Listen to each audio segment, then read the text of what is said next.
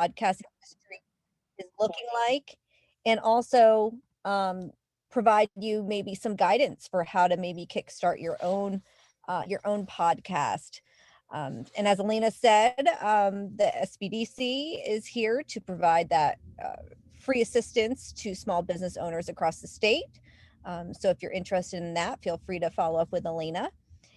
And first, I want to just talk a little bit about the power of podcast. You know, oftentimes when we do these webinars, usually the first slide is to just give you the lay of the land. So, in regards to podcast, if you haven't listened to a podcast, the easiest way to explain it is probably more like a radio show or an audiobook that's essentially saved and put on the app on your phone. Maybe you have the iTunes app, if you have an Apple phone, or also on your maybe Mac computer. But there's also Shopify, and there's not Shopify, Spotify, and there's so many other different ways to start listening to podcasts. So really, when it comes down to the podcast environment, we're seeing a lot more business owners kind of getting into this game because it's another way to reach consumers. And the most listened podcast, at least from last year, it's kind of all over the map. So clearly, we've got some winners on this most listened to list, like the New York Times, The Daily. That's one that is a favorite for commuters who are just wanting to get today's headlines delivered to them on maybe their commute to work in the car. There's also some really great theatrical podcasts that do really well, like Crime Junkie, and also, you know, some silly ones and some fun podcasts as well. Another standout here is the Dave Ramsey Show. Dave Ramsey happens to be a personal finance expert. He makes about $10 million off of his podcast per year, according to some sources. So there's certainly some opportunity here for some of the big dogs in the space to really monetize their podcast. And but I think this list gives you a good kind of overview that the topics kind of range. While certainly some of the most listened to podcasts may fall into kind of those news buckets, there's also opportunities for folks to really brand themselves as an expert and have their own show, which I think some of you probably could land in that category as well. And there's really some fun ones too, as far as just having some escapism through podcasts. And of course, well-conceived podcasts can be very effective for creating that community, especially for small businesses out there. Creating that community is really important to not only build loyalty with your customers, but also keep them really engaged with your brand. And that's why you're seeing maybe so many celebrities who are doubling down on their social media, because the more brand awareness they have for themselves, the more they have potential buyers. So all of this now is really becoming monetized. But it's really a great way to deliver, produce content, build ongoing relationships with your clients, maybe even your employees, however you're looking to really brand yourself. Now, what we're seeing as far as these podcast trends, things are changing really rapidly, especially over the past year where folks are really changing a lot of their buying behavior. We've seen also different social media platforms like Clubhouse really take off because folks are really just hungry for new ways to kind of engage. So what we're seeing now with podcasts is a lot of website owners, for example, are seeing some value with telling their brand story through podcasts. So what you might start to see is a lot of websites now posting the icon for their podcast. Or maybe it's also a QR code that they're putting on different images or ads to guide people to check out their podcast. So we're seeing it kind of get weaved in more and more through websites or other ways of kind of promoting, like, hey, we just started a podcast, come check it out. Again, also seeing more websites kind of embedding that podcast or an episode that would make sense. So maybe if you have a product or service and you talked about this at length on a podcast or even an audio recording, you can insert that into a web page. And for some consumers who are really interested in that topic, that might actually work. And you might get folks really engaged with that content. So, just some other kind of fresh ways to start thinking about podcasts. We've also seen podcast platforms come a long way in regards to analytics. When we talk marketing, analytics is vital. You want to do what works and drop what doesn't. The only way to really figure that out is some type of analytics. So the old school way is, you print a coupon in the newspaper, and if folks walk in the door with the coupon, there's your analytics. You can count how many people brought that coupon in. Well, in regards to podcasts, a lot of the podcast platforms are now offering better analytics than they did a few years ago. So that's a good thing, because what you can start seeing are trends, which episodes are doing the best or which are not. And then start guiding your content, the titles of your podcast around really what's working. Also, for advanced analytics, um, again, coming a long way. This is an example from Spotify, where they're now giving podcast authors or publishers um, additional analytics, for example, on age brackets. How old are the folks that are listening to your podcast? How many listeners? And you can really start again using that information to be very smart about how you're approaching a podcast kind of campaign. We've also seen over the past few years more places to post your podcast. So maybe 2, 3 years ago, all you really heard about was Apple iTunes podcasts. So now we've seen even Google have their own way to post podcast. Gary Vee, which I posted there, he's a great, really resource for small businesses to just get some fresh ideas too. So if you're looking for podcasts to maybe check out, Gary Vee would be on my list. We're also seeing more ways to monetize podcasts. Now, of course, anyone who starts a podcast would love the opportunity to, instantly make some money for that podcast, whether it's through sponsorships, listener donations, or running ads. Again, you're going to have to get some audience there before you can really start to take advantage of these different monetization avenues. But there is opportunity there.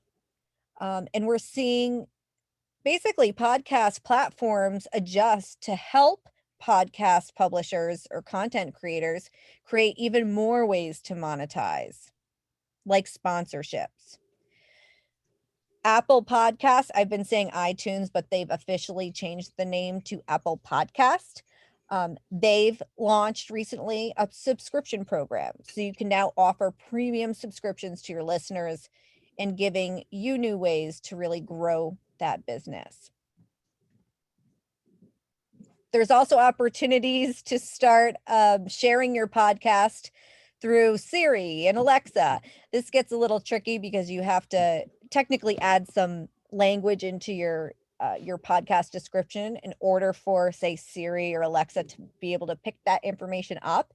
But it's important to note that podcasts are now, very much auditory, and a lot of these different Siri and Alexa and different type of HomePod programs can now pick up when you say, find my podcast. Or if you're in the car and you have a Siri or Alexa program, you can actually be able to have your podcast play by just saying it out loud, which is really fun. So how are businesses really using podcasts right now, and what would make sense for you? Because there's a big time commitment for doing this type of podcast, because you want the quality and the content to be great. It's like starting a newspaper from scratch. So you really want to make sure that you're engaging and keeping people excited about what you're posting. So businesses are getting creative about this. And one thing is a lot of folks are now using a podcast recording as also their social media content. So it's kind of like killing two birds in one stone. So if you really like the podcast formula, you could tape that, post it on all your social media, post it on your website, send an email about the podcast to your customers.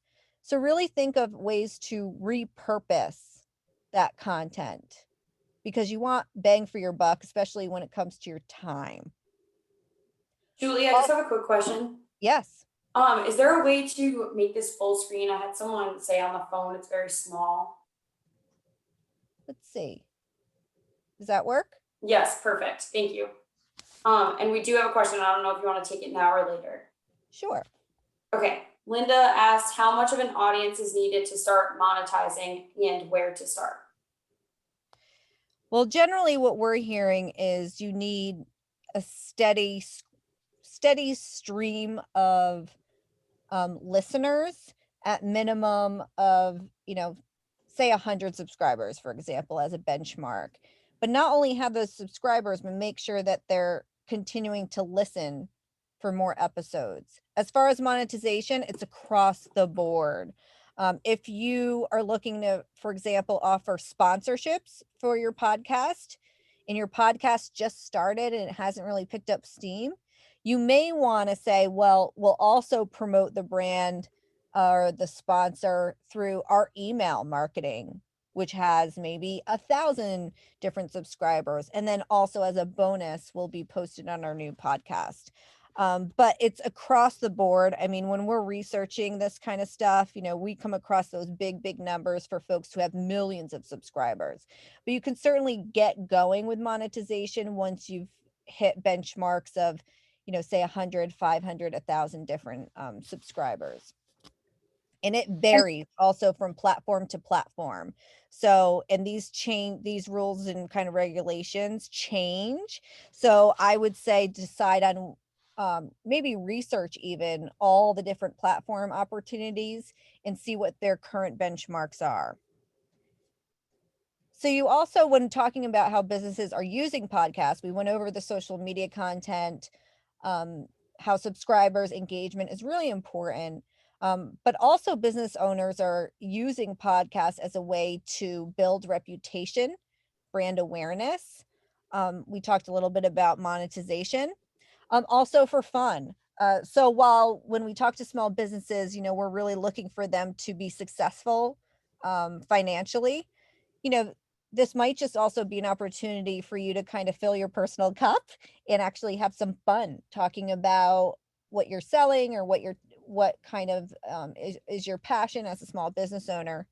It's also ways to maybe get your foot into the door for traditional media.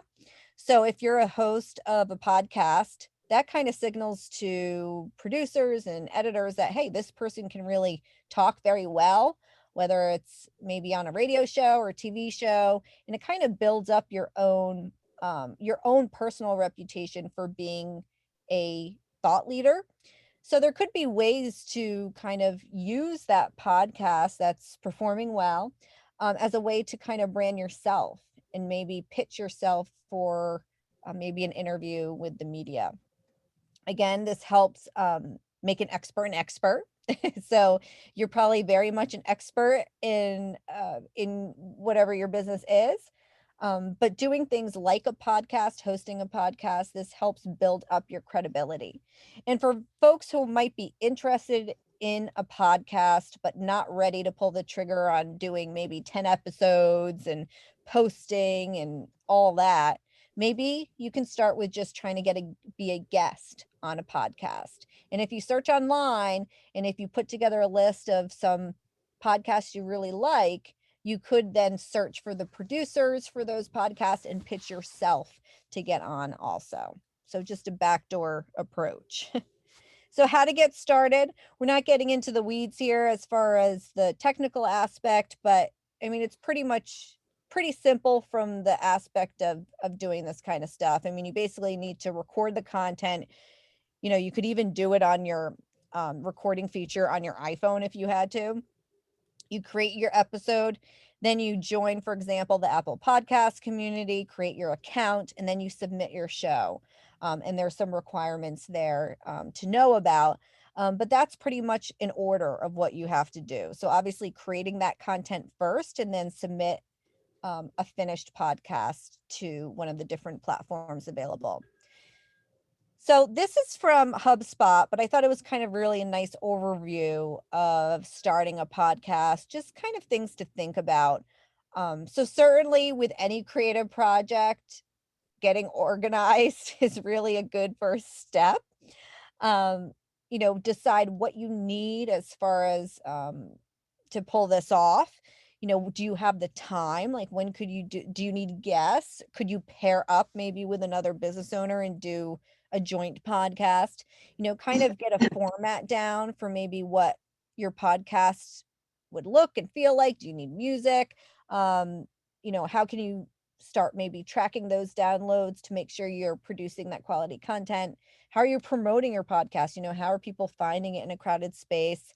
And then, of course, finding ways to monetize your podcast also. How long should your podcast be? This is all over the map. So anyone who's kind of interested in starting a podcast, I would start with kind of researching similar podcasts for maybe the topic that you would be looking to do. But generally, the rule of thumb is 15 to 30 minute per podcast episode is kind of ideal. That really helps people stay engaged. We all have short attention spans. Um, and keeping the content really specific too. So I've done this also, listen to a podcast and then you're like, well, hey, this is completely different than the title or the description. And then you might get a little frustrated and decide, well, I'm not going to listen to this or any other of the episodes. So you want to make sure you're delivering as promised in regards to the description that you're going to post along with your podcast, and also, make sure that you're offering that value. Um, so really start to think smart about it before taking the leap. What do you hope to achieve? Goal, goal, goal. Why are you doing it? What do you hope? How can you measure it? Who's your audience? With any type of marketing activity, you want to nail it down. Like, who are you appealing to? What topics would they be interested in? And sometimes if you're stuck here, you can look at your website and see, whoa, this blog article did really well. I think folks would be interested maybe in hearing about us talking about that. Is this a priority as well? How are you really going to pull this off? Um, and how far do you want to take it in regards to the technical aspect? Do you want to do a professional recording or something simple at home? How are you going to measure it, duplicate it, share it? And then what if it backfires? And I don't mean that in a really truly negative way, but I often encourage small business owners to start small. So maybe do like a mini podcast focusing on one topic with maybe 4 to 6 episodes to get your feet wet. And then if you enjoy it, continue. So this slide just gives you a little look as far as what's on my list when I'm thinking about doing a podcast. So, for example, there's some great microphones for podcast creators out there. Blue is my favorite. It's pretty reasonably priced. I think it's around the $100 mark, but it's like a professional microphone. You can hook it up to your laptop. And that just helps with the quality of your recording. And then as far as, how do I record this and how do I upload it? A lot of podcasters will use maybe just a basic editing program or an app, and be able to kind of save that file in order to kind of complete that podcast episode.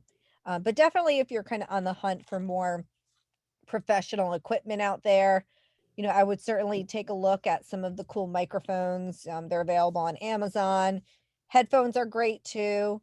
I also would recommend on Amazon looking up, there's these different kind of like soundproofing little tiles that you can use to make sure that you're not having that echo around you.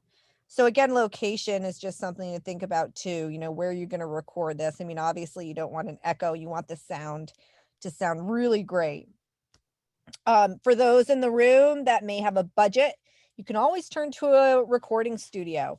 There are some right around where you live that you could book a 1-hour session, record your podcast. They'll send you a WAV file, and then off you go. There's actually a place in Warwick that I've used to record podcasts called Star Trek Studios. And they do really great professional work. So just a reminder that there are opportunities to, really produce something special. Again, when looking at the format and requirements, if you've listened to any podcasts, oftentimes you'll hear that intro music, or maybe a tease that we call in the beginning, talking a little bit about what to expect for the actual episode. Maybe you'll have as a host, a little welcome paragraph. Maybe you run an ad, you start your interview with somebody, or just talk off the cuff. And then sometimes you have a call to action reminding folks, hey, if you're really interested in this, we sell the product in our store, or go to our website. So things to think about. You really want to kind of nail down a tight format. And then also consider cover art, for example, that is required for podcasts, descriptions, and then how to do that, what we call an RSS feed. This is what you'll have to send to all these different platforms, which you can even post, for example, your podcast on your WordPress website, and bam, there's your RSS feed. So also just thinking about, how to get that podcast out into the world. Just a look here, typically Apple and Spotify are still the big dogs in the space. This is just a look as far as, kind of the activity. Certainly Apple's a little more popular. But also Spotify has some really cool tools for the newbies out there looking to get into the podcast game. I would definitely look at Anchor by Spotify. This is an easy tool for the average Joe to not only create, distribute, but also monetize your podcast, all for free. So it's really, it's got some great features. So it's kind of like, think of it as an editor. You can record your podcast in one place, and then they'll help you actually get it out there. So it distributes to all of the major listening apps and kind of host your content. So just to think about kind of easy ways to pull this off if you're not, more of a technical person, there's some really easy to use tools out there. And that's just kind of an overview as far as, what the podcast industry is looking like for small businesses, what to think about when maybe putting your podcast plan together. And we could open it up maybe for some questions. Thank you, Julie. Awesome job.